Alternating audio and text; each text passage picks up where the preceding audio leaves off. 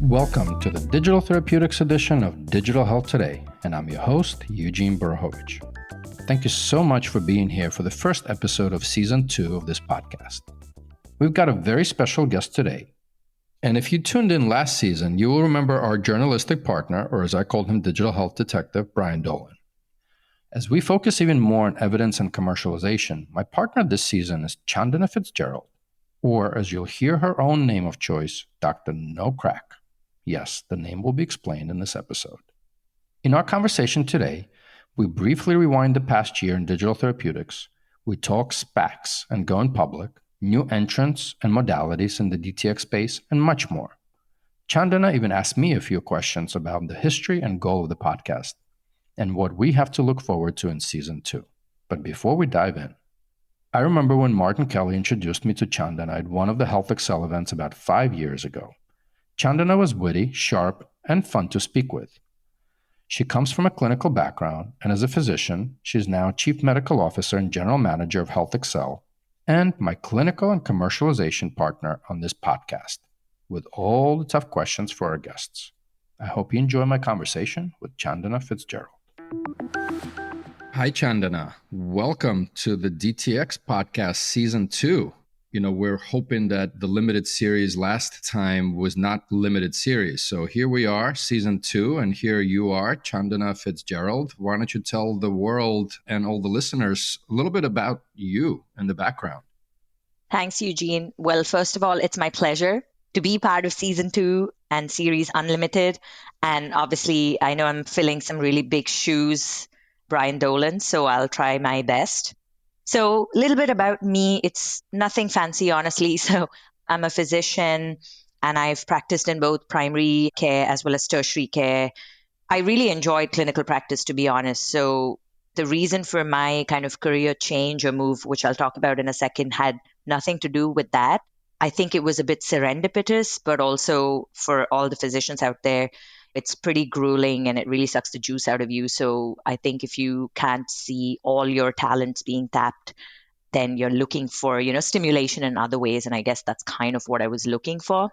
I also did a stint in public health and it was nice. I keep telling my favorite fun fact is also that I went to public health school with Deputy CMO in Ireland, who obviously was in the news for the last 2 years during the whole pandemic. So that's just, random side thing. And since kind of moving on from clinical practice, I've actually worked with quite a few digital health companies. And like I said, I just came into this really serendipitously. I was one of the founding employees, earliest employees of a startup. And we built this community of physicians and we tried to provide them CME and insights through an app at the point of care, and obviously really built that into a more robust medical education business. And really that opportunity showed me the potential that digital had and how accessible this really was, because we had thousands of doctors using this application on a daily basis. So honestly, I was living in a totally different universe and it opened my eyes. And I was suddenly working with teams like tech and engineers, marketing, sales. It was a totally different experience and something that stimulated and energized me. And I knew then that this was an area I really wanted to further explore. Obviously, that company, since I've moved on, has accomplished so much. They were acquired by M3 in Japan and, kudos to them. Is it because you moved on or all your contributions to date? No. I'd love to believe the latter. I'd love to think I laid some of the founding stones of it. Yeah, and then I also worked for a really brief stint trying to run some bench testing for a wearables company. And that showed me the other side as well, right? Like what could go wrong possibly, or what are the things to be aware of? Because in the first one, I really saw all the pluses, all the positives of digital health. And then over the last 5 years at HealthXL, I think it's so funny because I met Martin maybe over Twitter or something. I can't remember. Surprise, surprise anyway, right? Of course it was on Twitter. Of course. All the early digital health peeps on Twitter. Yeah. And it was awesome because the then kind of core group at HealthXL took a punt on me really and my role didn't exist at the time. And since then, I'd like to think I've come a long way in HealthXL, and I'm so proud to be part of that journey, that growth story for HealthXL. And as we stand today, and you know this well, we'll talk a bit more about HealthXL.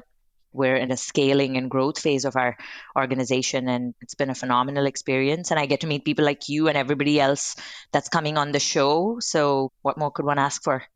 No, amazing. And actually, I learned a couple of things new. I thought I knew you for now 5 years or so. I think I knew that, but I just didn't realize the startup game that you played in also. So first of all, I do want to kind of acknowledge and thank Brian Dolan, who graciously agreed in the limited series. We had a great amount of fun with a journalistic partner being Brian. I do think that you will fill those shoes and actually overflow them. So I think that's fantastic, and looking forward to working with you through this season. Just one little thing, right? Because I think I came up with this with Brian, that we called him a digital health detective, kind of just randomly. And so part of me says, well, are you a digital health doctorpreneur on this journey as we focus this season, and we'll talk more about it a little bit, on kind of clinical evidence and commercialization? Do you have any other ideas? I did speak to Marty. It is a hard one, right? Because I hate finding a name for myself. And Brian's name is so apt because that's what he does. He's a detective. He investigates. But it was my Twitter handle, and I think it's pretty apt because everybody thinks I am really boring. So it's called Dr. No Craic. And for context, right? That word means nothing to a lot of people. But in Ireland, where I live, crack is fun, right? So you can meet someone and be like, hey, what's the crack? What's up? What's the story with you, kind of thing. All right. So, and if you had good crack, or you are good crack, you are fun. So I'm Dr. No Craic. So that's me. Well, listen, whatever that nickname, and I'm glad that you chose it because I did speak to Marty about it as well. So Dr. No Craic, I love it. So welcome to the show, Dr. No Craic. And again, looking forward to kicking off the season with you. And as far as, I think we're going to take a very similar format, but we'll focus a lot of the questions that you have for our guests on, clinical evidence and scaling in the commercial markets, which I know HealthXL has been pulling the community together. And just for everyone's knowledge, I think the last season, or the first season, the limited season, which was limited, and here we are again. But that ended, we aired the last episode on June 1st. And then honestly, personally, I was kind of itching. I was missing talking to amazing people in the digital therapeutics area. And so I think together with yourself and Marty, we decided that we're going to continue that journey in a DTx community at HealthXL. I don't even know how many countless sessions we had with brilliant individuals from around the industry, but maybe you know more. I know it's not only in DTx you guys are doing these virtual meetings, but maybe you can talk a little bit about what HealthXL is and what you guys do and the meetings, and then we move on into the hardcore content. Absolutely, Eugene. So HealthXL, at our core, we want to connect leaders to solve health challenges. And I know it sounds pretty lofty, but we do try to do that in a couple of different ways.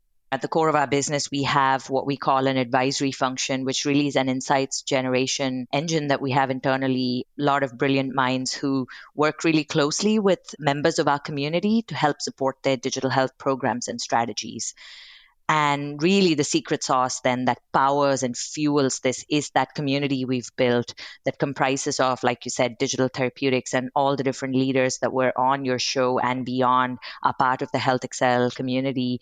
But we also have communities focused on other areas, whether it's innovation and clinical trials or neurology and mental health and oncology and so on, really trying to bring different stakeholders and diverse perspectives in the industry, because we believe this kind of collaboration is really what's needed to move the needle.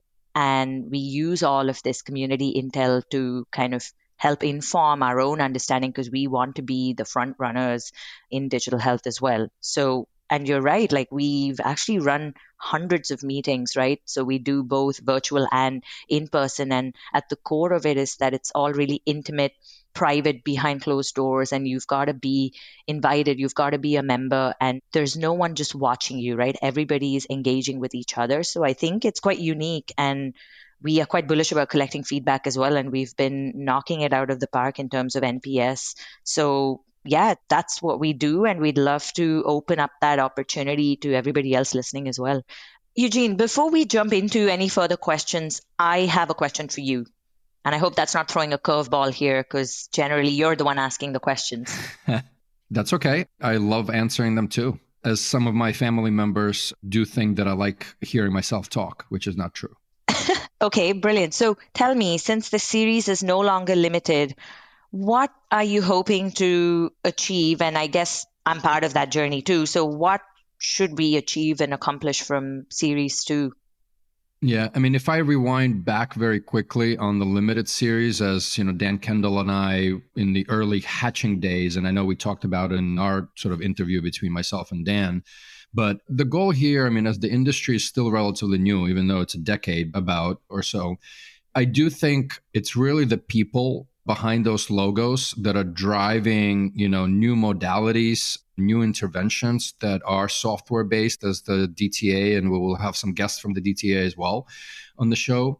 So you know, I think it started as almost like a history project, for lack of a better term. And to a certain extent, the goal here is to educate, right? And I think the feedback that, you know, Dan and I talked about this, and I do invite the listeners now to listen to the first kickoff where Dan and I kind of go through the details a little bit of the history of this.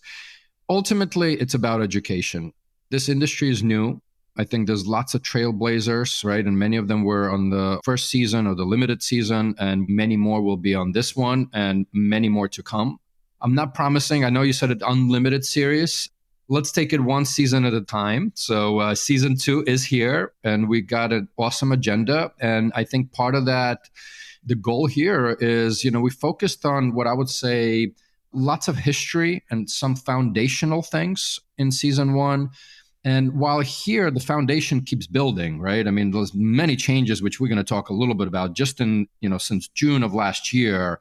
It's like 17 years past in kind of the healthcare days, right? Or the healthcare years. However, I do want to continue moving this forward. I do want to, I think, having the individuals that are driving a lot of this and the newcomers, but also touch on the payers and the commercial models, because R&D is great and product builds are great, but how do you get into people's hands is ultimately the key. And those people are also prescribing physicians in the case of PDT, right? Understanding nurses, pharmacists. So we're hoping to hear from lots of different stakeholders from the ecosystem on this season, and love having you on this journey with me. Sounds great. And honestly, it's so on point. These are the things we need to talk about. And all my interactions with my family and friends who are very much active in clinical practice in various specialties now, sometimes they still are so far removed from all the stuff we talk about here. So it's really about that last mile delivery, like you say. So yeah, really excited. Awesome. And we're going to riff a little bit here, right? So the point of this is to rewind a little bit since last June-ish or so. And I would like to, even though this is all about access to care and impact to the individuals and patients, obviously, you know, capital drives some of that. And so I actually wanted to talk about, you know, I know there've been a couple of announcements since last June on, you know, companies going public, SPACs, some M&A.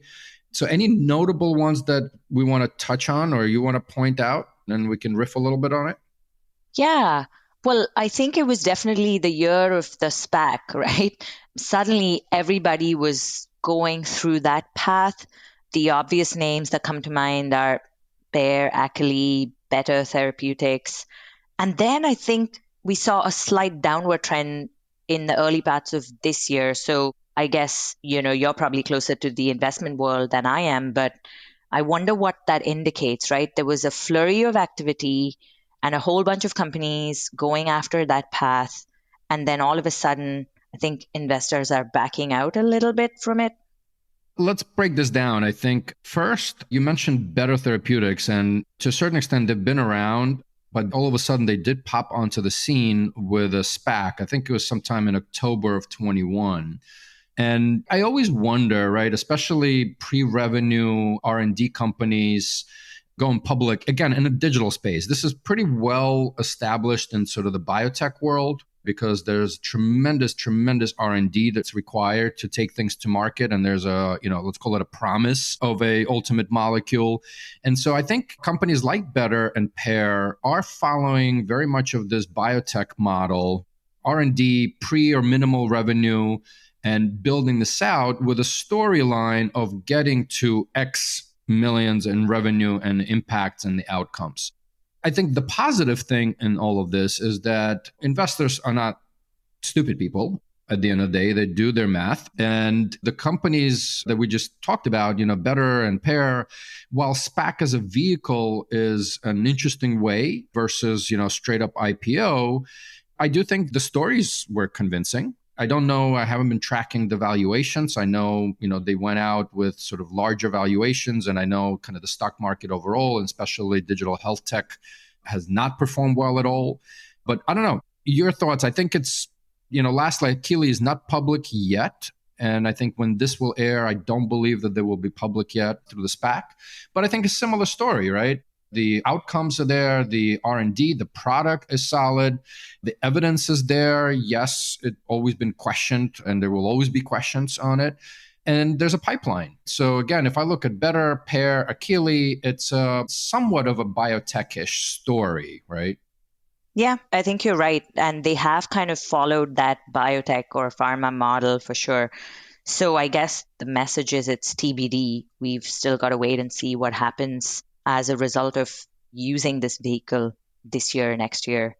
Yeah, I also want to give a little bit of a shout out. We had Pierre from Voluntis last year. So it's one of the M&A deals that happened in the last, let's call it year as well, where Aptar purchased Voluntis. I mean, certainly a strategic acquisition, as Voluntis have been morphing over the years as sort of the companion digital therapeutic to pharma. And it seems like a perfect fit with Aptar. Let's see where Sai and Pierre take this merger or M&A forward. Yeah, I think so. I thought that was a very interesting combination as well. It'll be quite powerful, I think. But we also have a company now, unfortunately, in the graveyard. And we did have Ed, who is now with Eversana, who was the CEO of DThera. Maybe you can talk a little bit about that and your thoughts on it. Yeah, I actually think that was not a 2021 story. However, I know he did a bit of an expose last year, and it kind of came to light. The learnings were really being reflected on in 2021. It's quite unfortunate, and it really comes down to the commercialization model and the reimbursement challenges, right? Because DThera, and for everyone's information, is a reminiscence therapy for Alzheimer's disease, right? And they did everything by the book. So they got that FDA approval for a breakthrough device designation. I think it was one of the first that even took that pathway. I think they also went public sometime along their journey. They had a ton of clinical evidence that they published as well on the impact of their treatment. And yet, fast forward some years, I think they just couldn't crack the business model. And I guess patients and their caregivers were unwilling to pay out of pocket, and there was no real reimbursement that they could secure as well. So I think there's quite a lot to learn, that you could have everything else working perfectly fine, but you really need to nail down the commercialization strategy and adoption strategy as well. Yeah, and I think highly dependent on the particular therapeutic area. I mean, we know Alzheimer's is tough. I mean, neurodegenerative diseases in general, we've seen Biogen struggle currently, right? And that's the molecular side. So again, I think kudos. I know we still have Cognito on the market and a few others that are tackling neurodegenerative diseases. So really looking forward to them succeeding and learning from DThera's lessons learned as well. Absolutely. And you're probably right. The failure of the molecules, or, all that stuff that happened last year and the year before, might have also contributed. We're going to take a quick break, and we'll be right back with Chandana Fitzgerald, the Chief Medical Officer and General Manager of HealthXL. So let's jump forward a little bit, and maybe we can talk a little bit. I know we sort of highlighted DIGA, and for those who are tuning in first, you can tune into the limited series, the last season, with Christian Dierks, who was one of the co-authors of the DIGA law. This is the German law that allows prescriptions for digital therapeutics. And again, we won't dive deeper into that now, but maybe you can talk a little bit about what has transpired since that. Absolutely. I think 2021 was the year of the DIGA, right? Because that's when it really came into fruition. It was like their pilot year. Just some stats that I found through my conversations with folks in the local market, as well as obviously a bit of reading. So in total, there were about 33 DIGAs as of right now, this moment in time, that have been approved. I don't know whether that's good or bad, right? It does seem like a large number, but it's also still a small number. And then the government of Germany actually paid nearly 13 million to reimburse this set of products in 2021. And about 50,000 prescriptions were written by different physicians in Germany. But really, when you take a step back, that's tiny. And this is a population of 90 million people, right? So we've barely touched the tip of the iceberg here in terms of the volumes of prescriptions and the reach that it's having within the market. And I also, again, I don't know how that correlates to the stats. We're not journalists, you and I. And so I do encourage people to do some of their own research. But I did find a stat also less than 2% of the physicians in Germany prescribe. So, at least one DIGA. So it's just interesting because I think, and this is why we're focusing this season on that commercialization, market access, and clinical evidence, which are all those components that are required for scaling. So, amazing start by Germany. We're now seeing, and our friends at the DTA are constantly updating and publishing kind of routes to market and reimbursement channels in different countries. I think we're up to 8 or 9, and we'll talk to Andy in this season as well from the DTA to get a little bit more on that. So let's chat a little bit. I know we mentioned PAIR. From a regulatory perspective, I know they've lobbied, which is part of the funding rounds as well. Maybe you can talk a little bit about that. And then what else is there that we think is coming? I find it really hard to keep up with PAIR because they're always doing stuff. They're really ahead of the game and pushing the envelope. It's really incredible.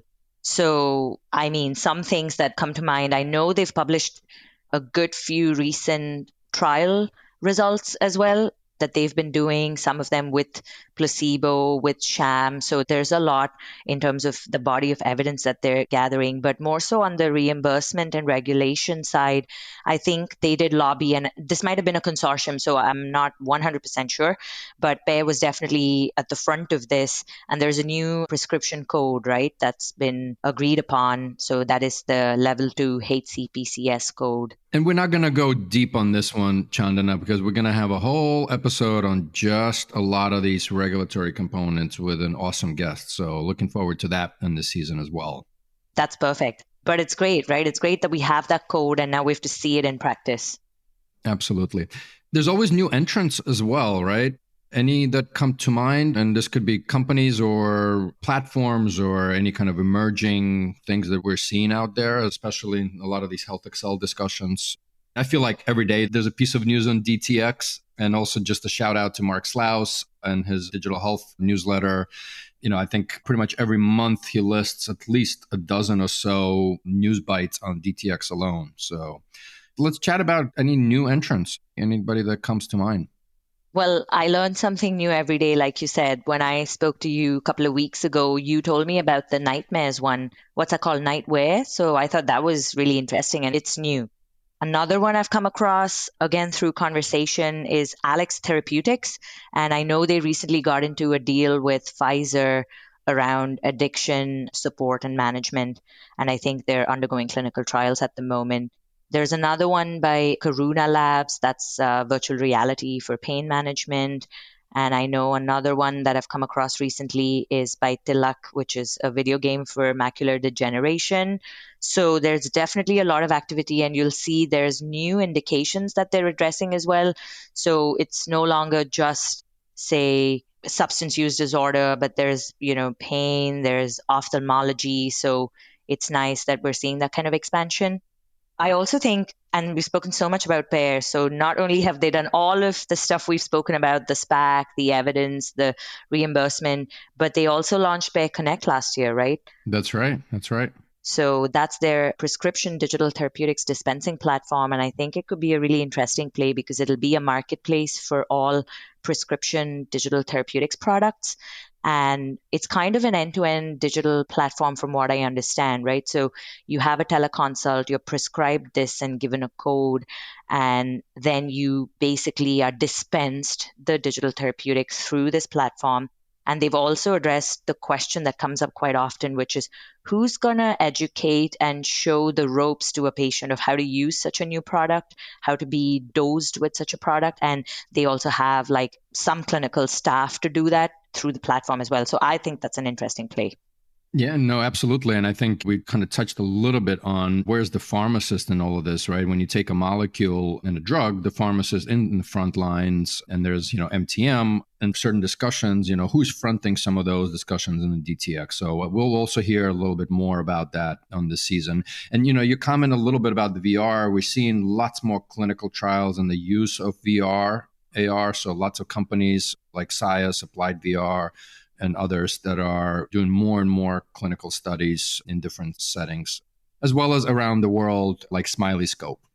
That's another player that I just learned about out of Australia. So speaking of different countries and different routes, I think when we ended the DTx podcast, or somewhere around that time frame, you guys actually published DTx report with Brian Dolan and Exits and Outcomes, but also have been collecting data across around different routes to market. We've talked to founders last season, lots of discussions through the HealthXL DTx community meetings around, well, is the employer route correct one? Is the direct-to-consumer route correct one? Is the PDT route correct one? And I think the answer is yes, yes, and yes. It just depends on the therapeutic area. But I would love to hear what the HealthXL community came up with as far as routes to market, especially with younger DTx companies chasing or not chasing pharma as another channel. Definitely. So we, in the routes to market report, looked at a number of different routes, right? So there was D2C, pharma partnerships, there's employer pathway, and then other avenues that perhaps don't fit into any of these buckets. So it was really interesting. And in order to do this, obviously, the first exercise that this incredible team internally did was to actually map out all the existing digital therapeutics products into, standalone, prescription, over-the-counter combinations, so all the different permutations and combinations to really be able to drill down and then see who's doing what. So we found some interesting things. Our hypothesis walking into this was that pharma partnerships would be the most sought after avenue, but it actually isn't. It was only about 14% of digital therapeutics companies that have adopted the pharma route. And maybe, again, it's hard to say why that's the case, but it could be because of the rigor of clinical evidence that is required, maybe the timelines that it takes to be in such a partnership. Could be the regulatory requirements, could be as simple as the contracting barriers, right? So, and we found there were quite a few who were partnering directly with health systems and payers, I guess, to pilot and trial their products, and then about 20% going through the employer route as well. And then we kind of dug a little bit deeper into the pharma partnerships. What we found was that, and I guess this is no surprise, that majority, about 70% of the pharma partnerships were focused on companion digital therapeutics versus standalone. And I guess we know this historically, that building a business model as a pharmaceutical company around a standalone digital product is harder. And then we also looked at what are some of the diseases and indications that companies are actually working in, right? And when this industry started, if you remember, 5 years ago or 6 years ago, it was predominantly kind of cardiometabolic disease driven, right? But as of last year, when we looked at this, or end of last year, it was diabetes and oncology as well, in terms of the areas where we saw a lot of pharma digital therapeutics partnerships. And the oncology side was really driven by Volantis, like we've spoken, and Kaiku as well. And the last comment I'll make on that is we also question some of these business models in terms of their pricing strategies. So if you think about any product, no matter the pathway, if the alternative, so melatonin, if you walk into a Walgreens, you can get it for what, $10, $15. And if your sleep solution or sleep digital therapeutic alternative costs you $200 or $150, it really begs the question of why would I pick that? And I guess we left that as an open question, really. It's amazing because some of the perceptions, to your point, around pharmaceutical company partnerships and how pharma is approaching, where a lot of this is around companion versus standalone. And I would even question that the standalone, what's really the end game there? And do you want to, as a pharma company, develop that from scratch, even with a small partner, or just acquire the revenues? And again, I'm picking on Akili just as an example in the neurodegenerative space. Once Akili is generating significant revenue, just go buy it. So I know we've kind of talked about it last season as well and throughout. So amazing stuff that's happening. This was just, probably less than 1% of what transpired in the last year or so in the DTx world. And with that, we're, looking forward to working on this together, and we will dive deeper into the season, as mentioned earlier, into still some early trailblazers, and we'll announce them as they come. Newcomers to the field. We will look at other countries and what they're doing, path to commercialization with a focus on evidence and access. So really excited for the season. You and I have a preview of what's going to happen, but, just follow us along. I'm really excited, Eugene, and I know we have 20 odd episodes lined up, so I'm excited to ask all of these guests some hard questions. It'll be a fun journey, and thanks so much for having me today. Listen, love having Dr. No Craic with me on this journey. Yes, but can I say a fun fact just to offset my title? Absolutely. Let's hear what gets you up in the morning with a fun fact. No, that's not a fun fact because I just exercise every day like a machine. There you go. No, it was so funny. So you know how Spotify sends you these stats every year? And I'm in the top 1% listeners of this group called Above and Beyond. So they're like a trance music trio. And I love them. I follow them around. I go to their gigs. So anytime I drop this piece of information to someone, I think it just doesn't sit with the image of Dr. No Craic that they have of me. So there you go. There's a fun fact. There's a fun fact. Excellent. Love it. And looking forward to your questions throughout the season. Thanks for tuning into the Digital Therapeutics edition of Digital Health Today, a production of Mission-Based Media. Be sure to subscribe to this podcast on your favorite podcast player so you're automatically notified each time I speak with one of these amazing leaders and trailblazers who are forging the path for digital therapeutics. If you'd like to learn more about Your Coach Health or HealthXL, you can find the links to this and more in the show notes for this episode. I'm Eugene Borowicz, and catch you next time.